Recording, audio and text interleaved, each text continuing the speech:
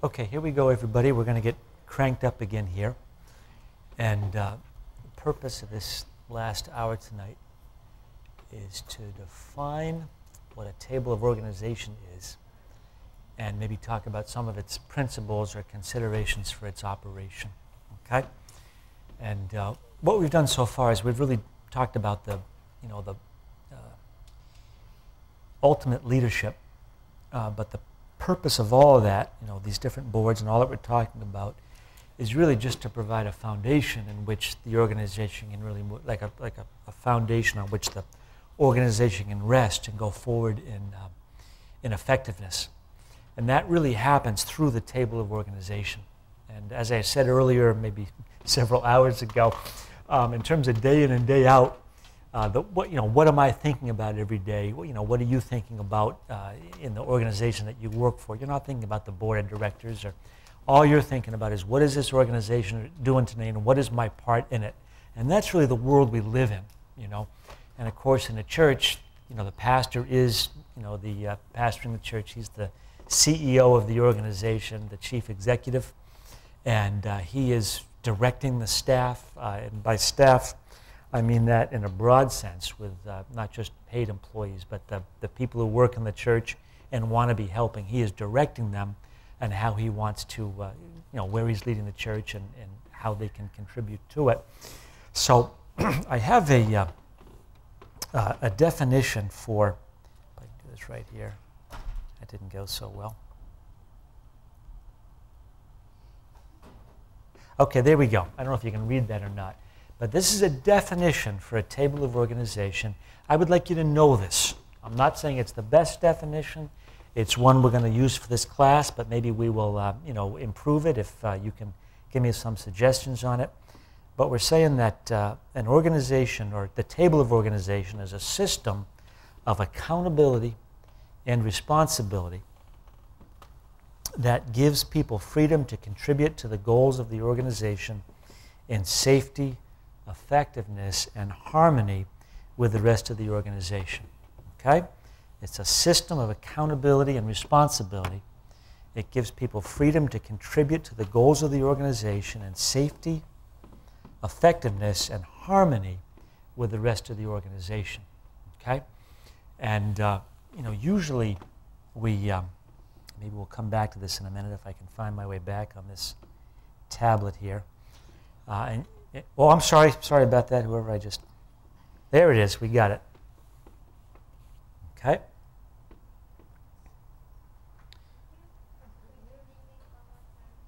I'm not sure, I'll give it a shot.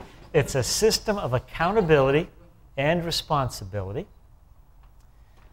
that gives people freedom to contribute to the goals of the organization in safety, effectiveness, and harmony with the rest of the organization.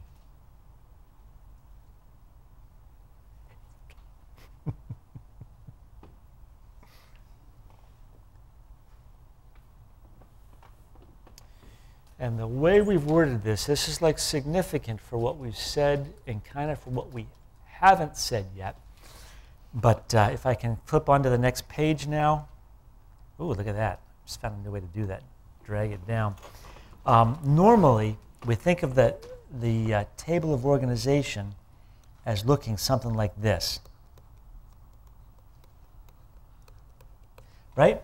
And we've all seen these, like a organizational chart.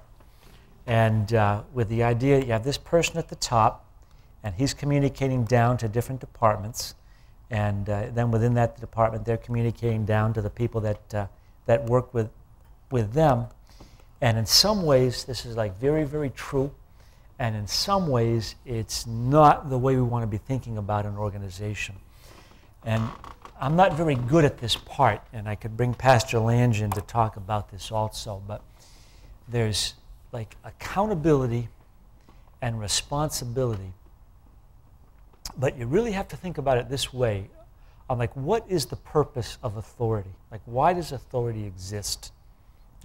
Why does God have authority, and how does he wield it? Okay? And really, the way God wields his authority is to bless. That's what he does with it. Oh, wait a minute, what about sending people to hell? That's like a last resort for people who refuse to participate in God's plan. You know, that's what happens when you don't go with the program. You don't want to be part of God's organization. Sorry to use that word, but that's what we're using tonight. You quit. You're not going to participate. You're going to go work for somebody else. Okay, that's what happens. You're in outer darkness and you're not participating. But how has God's authority been wielded in my life? I mean, just think about this, and we could start crying about this. Okay, what did God do with his authority? Okay, he died on the cross, right? He did something for me that I could never have done, by choice or by character. I mean, am I even capable of paying for my own sins? I would never get to the end of that. It takes all eternity for me to pay for my sins. He did that for me and provides a way of communion with him which is for my best and which glorifies him. But there is like no better plan for me than the one that God has set up. It's like that is what he has done with his authority. I was just driving home again from the volleyball tournament yesterday and saying to myself, this is like amazing. I mean, every time I pray to God, he like listens to me and answers me. Not always the answer I want, but that is available to me like at all times. We never knock on heaven's door and it's like, the door is closed. Like impossible. We don't even think that way. And we think about it so automatically that God answers our prayers that we don't even, it's just like a given. We just pray that way and it's true. But this is what God has done with his authority. His authority has produced like this amazing thing with great benefit, great glory, unbelievable life for us. And that is how we want to be thinking about it. And so although it's true that, this guy up here can tell this guy what to do, is that really what it's all about? Like, is the table of organization or the organizational chart, is the purpose of that to say who can tell who what to do? When we read the Bible, and this is, Ephesians 4, Corinthians, other parts also. Like I told you I wasn't going to open the Bible again, but I am. Right, Ephesians chapter 4, the body builds itself up in love through that which every joint supplies. Okay? And God has placed, members in the body as it has pleased him, right? He made those decisions. I do not know why we look the way we do, why we have the gifts we have, why we don't have other gifts that we don't have. I don't get any of that. God has made all those decisions and placed us in those places, but it's so that the body builds itself up in love through that which every joint supplies, right? So we have, the body is basically like this organism that is growing and becomes healthy through the working of each one of us. And when we're in it, we're in like a perfect place, and we get the benefit of it because the body, in a sense, like if I have one member of my body, like a sliver in my finger, the rest of the body goes to give attention to that member that is hurting. And like you and I get the benefit of that every day. I know it doesn't always feel that way, but that's the fact of the case. Here I am, I come into this place, and now in a sense, this whole place is working for me, to allow me to grow and become everything, and not become everything, but in turn contribute and have that mutual relationship with each other. And that is how God sets up his organizations. That's how we think as believers. And so we have this definition where it's a system of accountability and responsibility. And it's like the responsibility is almost like that's who I am in the body. It's who I am in the organization. It's what God has given me to do. That's what he's laid on me. Like no one else was called to, except my wife, to raise my two daughters. That is totally on my shoulders, and we all know that's there. And if that were to stop happening, then that's like a breakdown, and then you end up with the state or relatives stepping in or something. So there's stuff that is on me. There's things that are on you, in your homes, in your jobs, but really in the church. Only you can be you. So the purpose of the leadership and of the, that organizational thing that we set up and that we have in our minds, the whole purpose of that is to put me in a place where I can function effectively with what I'm doing. So I have responsibility, which is what I'm, my part in this thing, and then I have accountability because other people are counting on me. And I need to be able to give them an answer to tell them, I got this, I don't got this, can't do this, would like to do that. There needs to be communication. There needs to be a person who is covering me and protecting me to keep me in a place where I can function, okay? Without a covering, like why do we have a roof over here? We could not function here tonight, right? It's 34 degrees out there, whatever it is, and you would have gone home by now, or you would be on your way to becoming sick. We would not have an effective class. So it's like, thank God for the Bible college. Is it that the Bible college can tell me what to do? Like it's very important that Pastor O'Connell has me for his ego to be in classroom number 2. No, it's a place that we've agreed on and that works. But he's the one who, he's the one who sends the memo. You know what I'm saying? He's the one who makes that final decision. But he's under authority. But it's for our blessing and for our edification. So I have responsibility. I have accountability because there's people who can help me with my responsibility and keep me out of a place where I am failing in my responsibility for any number of reasons. And that's why I've got people to help me. So we always draw this thing this way, but we could really draw it another way, right? And everybody knows what that is, all right? We all know what that is. And then there's Pastor Schaller, and he and the board, and I'm way up here in this organization, and all these folks below me, they're not out to get me. They're all there to support me and to make me a success in what I'm doing, okay? I mean, how could I do what I'm doing without Pastor Lange over me to help me and without Pastor Schaller above me? I wouldn't even know what to do, So we've got, let's go back up to the definition if I can find it.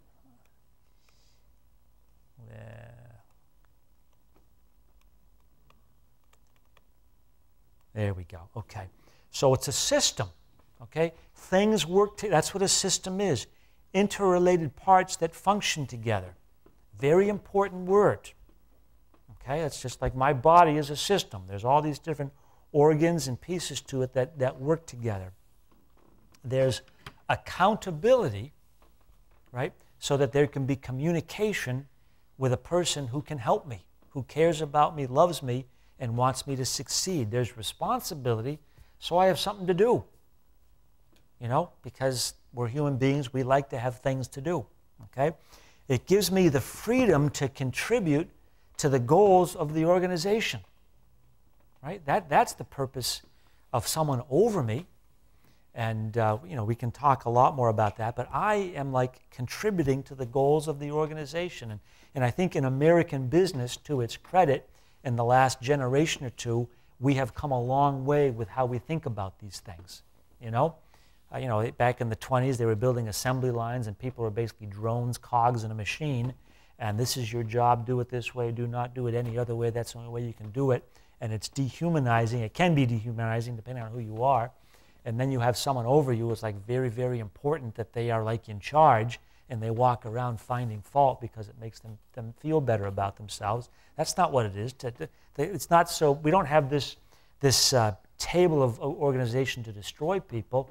We have it to build people up, and to help them grow. And if we help people grow, maybe they can even do more for this organization.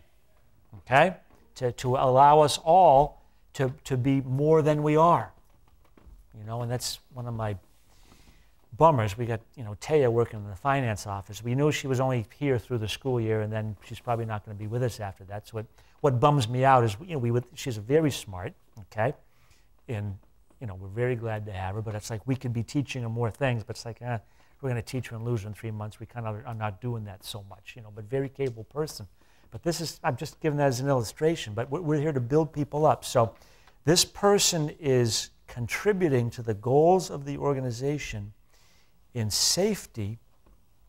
And now, where's the safety come? And again, we may talk about this again, but the safety is that we put people in a place, like I'm like covering this person under me.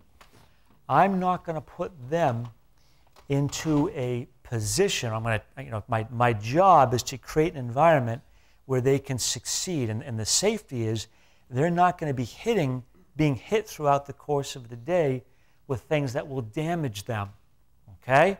And, we could probably talk a lot about damage, and maybe we will, but like off the top of my head, what could damage a person, Someone, physically, if you're on an assembly line, you know what I'm saying, and you don't set it up right and someone gets hit in the head with something moving down the assembly line. But what other types of damage happens? Someone comes to you, like, someone's, who you work on maintenance, you know what I'm saying? And someone comes to you and says, how about this one? Javid, this is a mess under here. It is a mess under here. There's all these papers under here. How come this isn't cleaned up? You know what I'm saying? But you're in a place of safety. You know what? I'm covered by John Nielsen. He's never assigned this to me. Talk to John Nielsen. You know what I'm saying? It's like, it's awesome. You know what I mean? It keeps you safe from being hit with things, Effectiveness, like you know what your job is. You have the tools that you need to do your job, okay? And then finally, harmony, what you're doing works with other members of the organization. So Pastor Javid and whoever else is on the housekeeping, they don't show up at the same time in the same place to do the same job, and then damage is done. I thought this was my job. Oh no, it's my job. Instead, they're working together, So this is how we want to be thinking about the table of organization, and that's why this definition is like important for what it says and for what it does not say. Okay, and I want you to be thinking about that, because this is really the theme of where we're going to go. We're going to spend a lot of time on this. Yes, sir. We have microphone need to Mr. Castro here. I'm just glad you're awake. I am. Is this like a code of ethics, could we say, or is this what allows the organization to operate? I would say it's necessary for the organization to operate. And could you put it right into a profit organization? Oh, absolutely. Even a company? Oh, no difference. Yeah. Absolutely no difference. It would be good that they'd have it, yeah. Yeah, it would be good. Because it makes, what the definition says. Yeah. So, the way, let me just think where we want to go from here. God, just help us as we talk about this.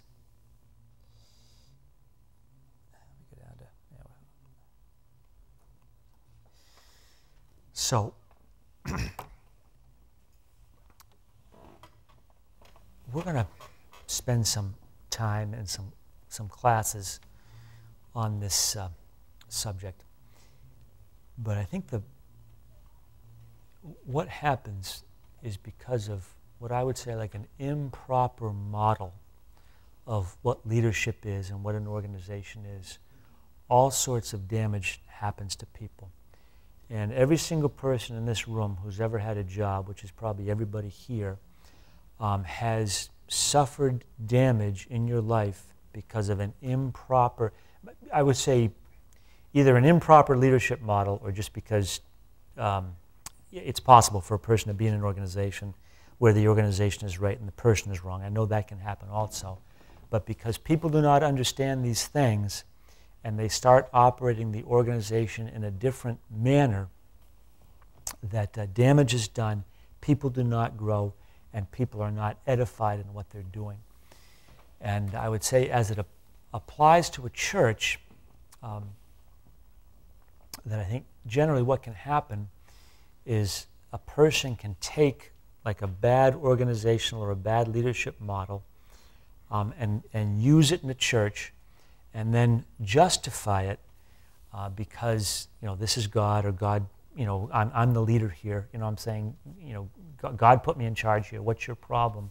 And it has nothing to do with that. It has everything to do with how people are being treated and managed. And so here we go. Let's talk about it. So the people that are under my leadership in an organization, my job is to put them in an environment where they can succeed, okay, in what they're doing so the organization can go forward, right? That is my job, to create an environment of edification and of life, okay? And what does a person need to be able to do that? Well,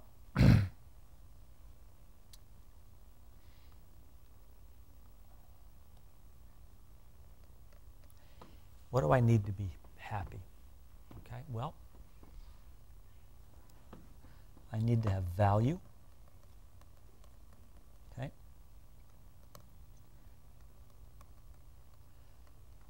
I need to have purpose.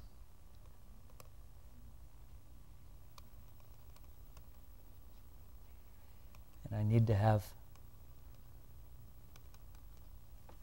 security, right? Anything else I need as a person? Value, purpose, security. Okay? And where does my value come from? Okay. My value comes from knowing that I'm really a part of something that is bigger than me, that has value, that has, meaning. Okay? So the value really comes from certainly me as a person, but also like from my membership. Okay? My purpose really has to do with my function. What am I doing? And my security really has to do with how would I say that? Maybe safety is a good word for that. Okay, so I've got someone working for me in an organization, and what do I want to give them? Number one, it really starts with the mission of the organization. Okay. I should be communicating. We should all know what it is that we're trying to do. Okay? Ultimately, guys, our church is about winning souls and building them up, right? I used to work for this company up in Massachusetts.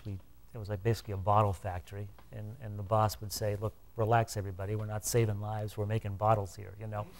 So in the church, it's guys, we're not making bottles. We're saving lives here. That's really what we're doing.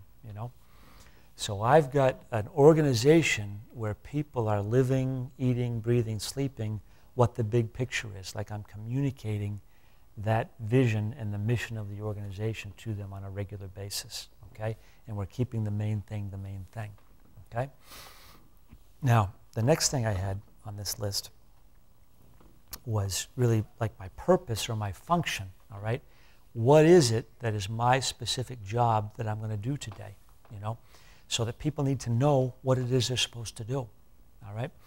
And in some sense, that is very top-down, okay? I understand that. It's saying this is, you're limited, and you work for John Nielsen. There's only so many things you're going to do. I'm saying. So in some ways, you're in a slot, and it's communicated down to you. But in another way, it's on me to make sure that I'm putting the right person in the right place. So that I am discerning, recognizing, understanding what that person's strengths and weaknesses are, what their gifts and talents are, and I'm putting them in a place where those things can be used. Okay? So I'm giving persons something that they actually can do and can do it effectively. And as far as the safety goes, I'm putting the structure around them that keeps them in a place of safety and security, So maybe I've run out of room on this chart. I'm not sure I can redraw it right now. But so we communicate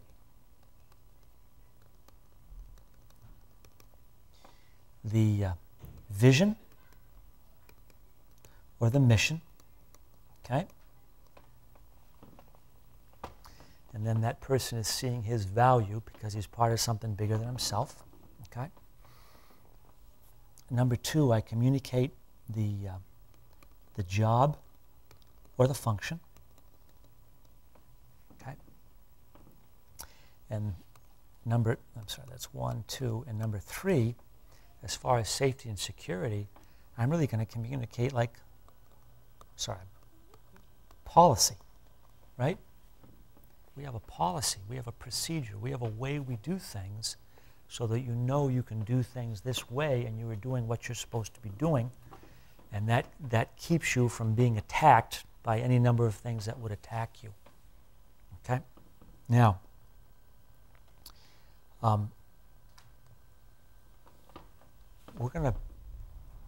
we'll get back to that and we'll talk about it more.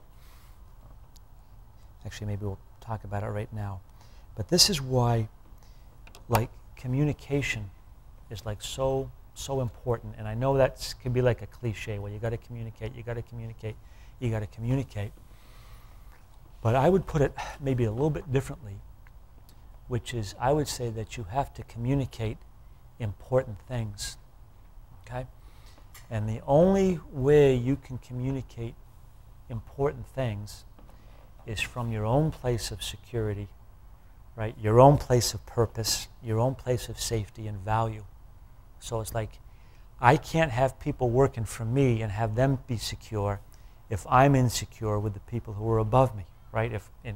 Why would I be insecure? Because I'm not agreed with them about what the vision of the mission is. Because they have not clearly defined to me what my job is, and because they have not given me a policy that I can operate by, right? So without those things, I as a manager, I'm already in an unstable situation, and then the people under me are not going to be stable also. So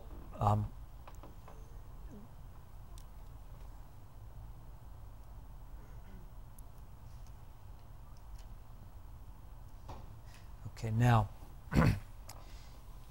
the way we communicate in different ways.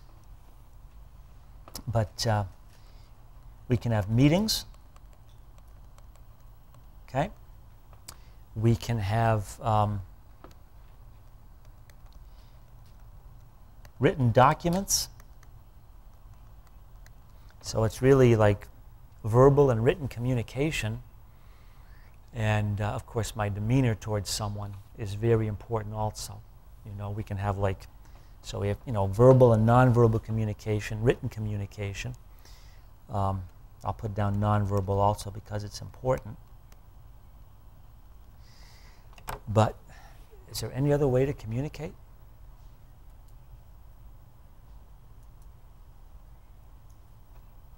I really can't think of any, And I know I'm not trying to be funny about this, but I'm just saying that you only have so many options if you are going to run a successful organization, if you're going to have any type of, either be in one or certainly be responsible for one at any level.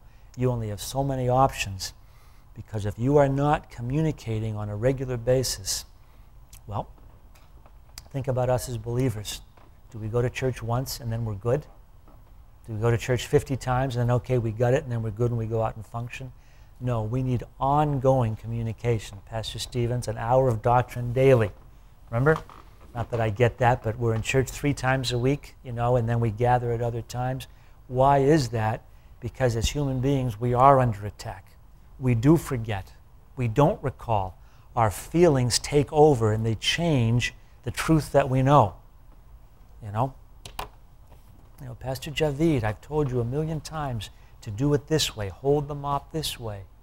Why are you holding the mop a different way? Well, I was getting, I don't know, I just thought maybe, I might have a better way of doing it. I was getting sick of doing it. All this stuff, hits us, you know what I'm saying? And we start to change the truth because of our feelings, and we need to be reminded. So that's why there needs to be an ongoing flow of communication down to people that can take different forms. Now, of course you can over-communicate. That's not what I'm talking about. But the communication has to be of a certain type also. And we're going to spend a lot of time on this. But I'm just trying to set the stage for who you are as a manager in an organization. It is not about you walking around snapping your fingers and having people do what you say. Okay? If that's the type of if that's like the type of leader you need to be so you can feel better about yourself, please don't take leadership positions in the church. Go start your own business and mistreat people and keep them around by paying them a lot because and enjoy life, you know. But you know, no one wants to work in that, you know. But this meeting thing is very, very important. So there's a flow of communication that keeps people edified so that the organization is able to continue, and so this person is able to be effective, you know, safe, and work in harmony with the rest of the organization, and the body builds itself up in love. Okay, and this is where organizations break down. Okay.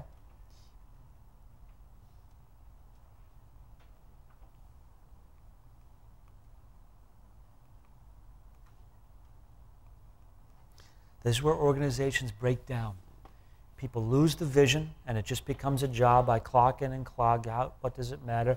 This company that I talked about that makes bottles, well, they didn't make bottles. They were like the I mean, you can say it that way, but they were really you know, at that time they were the premier packaging, you know, of a certain molding process, the premier packaging prototype maker in the world, as far as I knew. You know, we got this equipment in from Germany because only Germans can make good machine tools, you know, and we would learn how to use this stuff. We would instruct other people in it, and it's like the difference is between, you know, you got two people working on a cathedral. You know, one guy's, you know, carving a stone. You know, actually, I'm sorry, they're both carving stones. And you ask one guy, what is it you do? Well, I take rocks and make them square. You know, that's one answer. And the other guy says, I build cathedrals. Okay? And that is the difference. Okay? I mean, I don't know what your company is like, but it's like I assume you have, do you go to chimneys and clean them out and all that stuff? Yeah. Okay, so you don't wear top hats though, right? That's, I won't say what that is. But do you have the scopes that you go in there with also and look, you know, those devices where you can see like cameras that go in and stuff to look for problems? Okay. Do you have the like the HEPA vacs that you clean up the dust out of the air? Okay, you have all that stuff. So I'm just saying, here we are, Tom Cole Band. What am I doing? Well, I'm working for, you know, $15 now, whatever it is, and clean out these people. Or, you know, you wish, yeah. Okay, sorry about that. Or, you know, you can have this thing. You get people out there. You know, I wish I had a fireplace in my house. You know, I don't, but I wish I had one. You get, you know, people who are in, you know, you are like providing people with the safety and convenience of enjoying life and the beauty of a you know, a wood fireplace, you know, and enhancing their lives that way. You know, so you can think about this in different ways and have a vision for that, you know. So someone in my organization is not happy. It's because he's lost his value, he doesn't know his purpose, or he is not operating in security.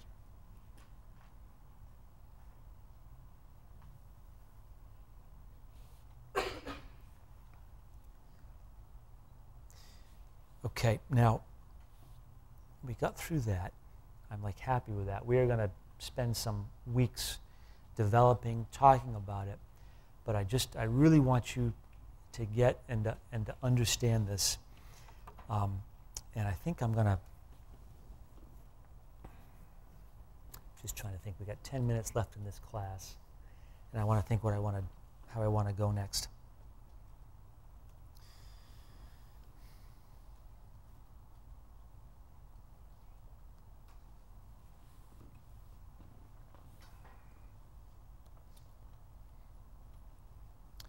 Okay.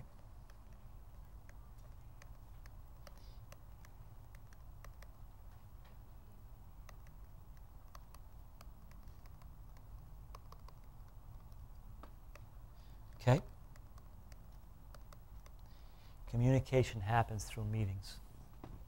Okay? So it's my responsibility as a leader, as a manager, to be conducting meetings as often as necessary and with the right kind of content so that the people under me have, value, purpose, and safety in what they're doing so that they can flourish in their job.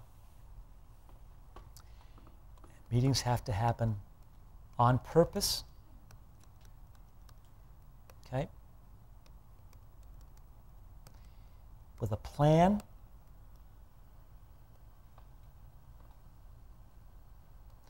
with frequency,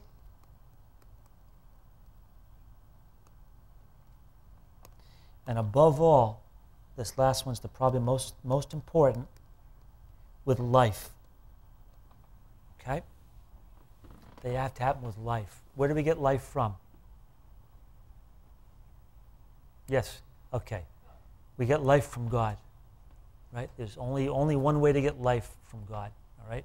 So that you and I need to have a fresh, if we're going to lead in an organization, any organization, we have to have a walk with God where there's a flow of life and an activity of life inside of me so that I can be meeting with people and having the meeting worth anything. Okay?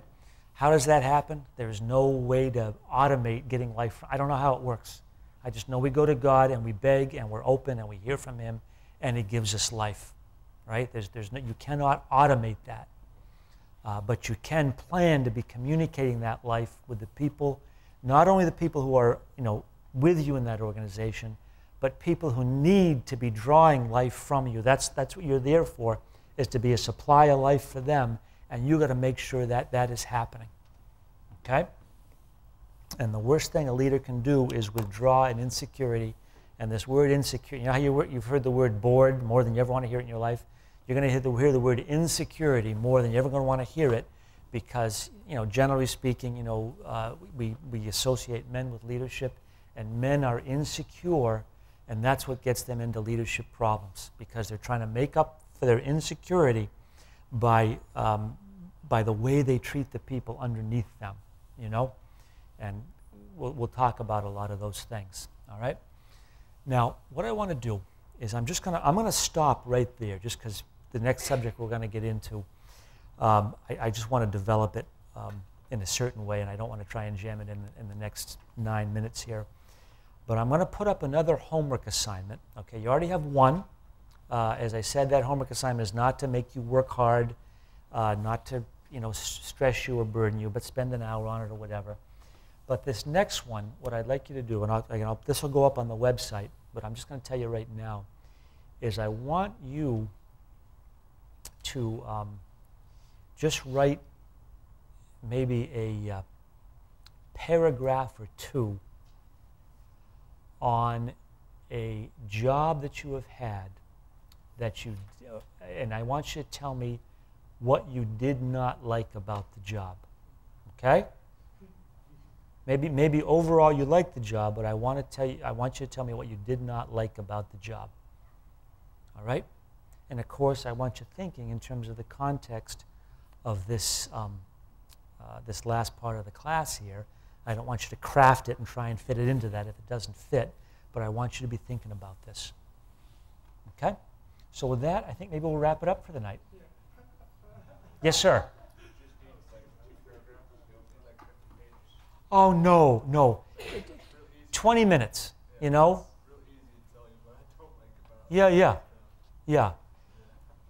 And again, don't like if you're working, like don't write about working for John Nielsen. Don't write about me, Taya. No, you can write about me, but I'm just saying, I don't want to reveal any situations, but yes, ma'am. No, I'm sorry. This will just be bring it to class. This is not a hand-in. This is just bring it to class, all right? For next week, yeah. It's on the website. It has to do with going through the bylaws and suggesting changes. And then when's that due by? That's due next week. Yeah. But you can only add us on that website. Yeah. And the reason why you're not on is because I don't have your email. Yeah. I never got an email. Did you email me? I don't think so. Yeah. And then, did you miss last week also? Yeah, I was sick. I didn't know if you were off the roster, so I didn't pursue that much. Yeah, so just email me. I'll add you to the list. I think I changed the website, so I think if you have the link, you can get in now. You don't. I'm learning how this thing works, but yeah. Then I have your email, and then you're in business. Yep. What I don't like at my job. Do I speak about organizational dislikes or? What I want is just a real gut level thing. It's like just off the top of my head, I hate this, this, and this about my job, you know? And if, you know, like I say, we're on a certain subject here, if you can think in what's behind it, but I don't want to put words in your mouth and just tell you to put this back to me, because that's not what I want you to do, you know?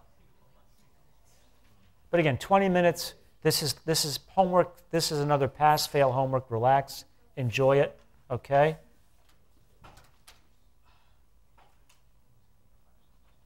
Like the worst job, not the worst job ever, but the last time, 15 years ago, having chest pains on the job. And what did I hate about the job? Is that it was no fun. That's what it was. It was like, it was so hard driving. Like, I'll tell you this story, okay?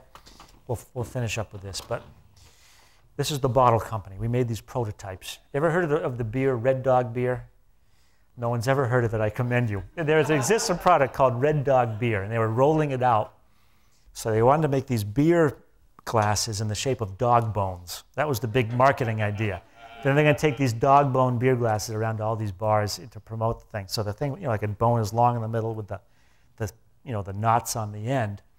So it's like we make these things, and then in that industry, we got to decorate them, which is put some lettering on them.